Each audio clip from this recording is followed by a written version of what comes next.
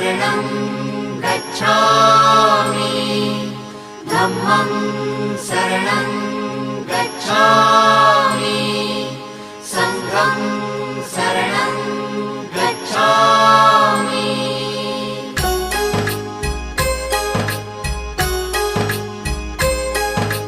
बुद्धं शरणं गच्छामि धम्मं शरणं गच्छामि संघं शरणं गच्छामि। त्यागमूर्ती तू शांत चित्त तू योग रूप संसारी दया प्रेम अन मानवतेचे प्रतीक तुझी ईश्वरी